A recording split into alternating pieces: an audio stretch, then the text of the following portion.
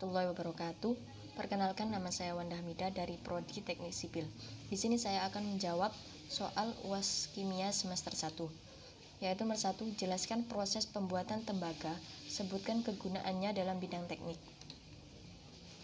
Pembuatan tembaga. Tembaga diperoleh oleh biji kalkopirit CuFeS2 melalui beberapa tahapan, yaitu 1. Pengapungan atau flotasi. Biji diserbukkan sampai halus, kemudian dimasukkan ke dalam campuran air dan minyak. Minyak tadi dibawa ke permukaan oleh gelembung-gelembung udara dan mengapung, sedangkan zat pengotornya diendapkan di bagian bawah. Diperoleh biji pekat yang mengandung 20-40% Cu. 2. Pemanggangan. Hasil pengapungan selanjutnya dipanggang dan terjadi reaksi 4Cu2FeS2 plus 9O2 gas menghasilkan 2Cu2S solid plus 2Fe2O3 solid plus 6SO2 gas.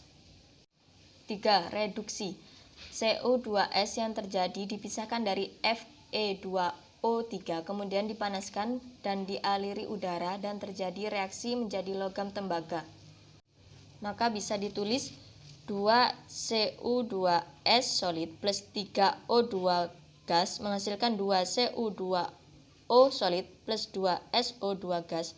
Cu2S solid plus 2Cu2O solid menghasilkan 6Cu solid plus SO2 gas. Cu merupakan logam tembaga. 4. Elektrolisis. Logam tembaga yang diperoleh dari reduksi masih bercampur dengan sedikit Ag atau perak, Au atau emas, Pt atau platina, kemudian direduksi di katoda menjadi logam Cu.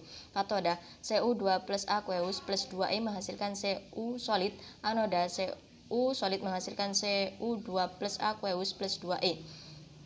Cu sama dengan Cu solid menghasilkan Cu solid. Pada proses ini, anoda semakin habis dan katoda atau tembaga murni semakin bertambah besar. Sedangkan Ag atau Au dan Pt diendapkan sebagai lumpur anoda sebagai hasil samping. Kegunaan. Setengah dari jumlah tembaga yang ditambang digunakan untuk membuat kabel listrik dan kabel konduktor. Banyak alat listrik menggunakan kawat tembaga karena memiliki konduktivitas listrik tinggi, tahan korosi, ekspansi termal rendah, konduktivitas termal tinggi, dapat disolder dan mudah dipasang. Nomor 2. Apa perbedaan sel volta dan sel elektrolisis? Berikan contoh masing-masing. Sel volta, energi kimia diubah menjadi energi listrik, sedangkan sel elektrolisis, energi listrik diubah menjadi energi kimia. Sel volta, katode adalah kutub positif, sel elektrolisis, katode adalah kutub negatif. Sel volta, anode kutub negatif, sel elektrolisis, anode kutub positif. Sel volta, reaksi spontan, sel elektrolisis, reaksi tidak spontan. Contohnya, sel volta adalah aki baterai. Sedangkan sel elektrolisis contohnya proses penyepuhan logam. Nomor 3. Dalam rangkaian sel volta, logam seng dicelupkan ke dalam larutan ZnSO4 dan logam tembaga dicelupkan dalam larutan CuSO4. Jelaskan dengan gambar apa yang terjadi pada logam seng tersebut dan bagaimana reaksi yang terjadi. Reaksinya dapat digambarkan reaksi oksidasi sama dengan Zn menghasilkan Zn2 plus 2E. Reaksi reduksi sama dengan Cu2 plus 2E menghasilkan Cu. Reaksi bersih pada sel sama dengan Zn plus Cu2 plus menghasilkan Zn2 plus Cu.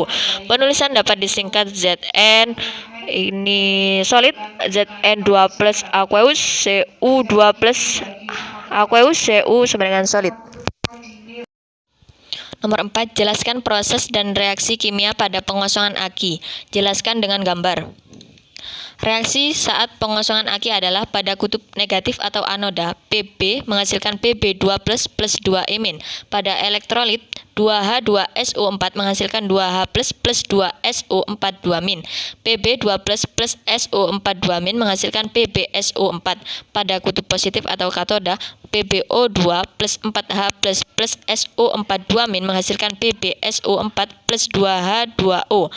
Reaksi keseluruhan pengosongan aki adalah Pb plus PbO2 plus 2H2SO4 menghasilkan 2PbSO4 plus 2H2O. Proses pengosongan akumulator. Pada saat akumulator digunakan terjadi perubahan energi kimia menjadi energi listrik dan terjadi perubahan anode, katode, dan elektrolitnya. Pada anode terjadi perubahan yaitu timbal dioksida atau PbO2 menjadi timbal sulfat atau PbSO4. Perubahan yang terjadi pada katode adalah timbal murni atau Pb menjadi timbal sulfat atau PbSO4. Adapun pada larutan elektrolit terjadi perubahan yaitu asam sulfat pekat menjadi encer karena pada pengosongan akumulator terbentuk air atau H2O. Susunan akumulator adalah sebagai berikut. 1. Kutub positif atau anode terbuat dari timbal dioksida atau PbO2. 2. Kutub negatif atau katode terbuat dari timbal murni atau Pb. 3. Larutan elektrolit terbuat dari asam sulfat atau H2SO4 dengan kepekatan 30%.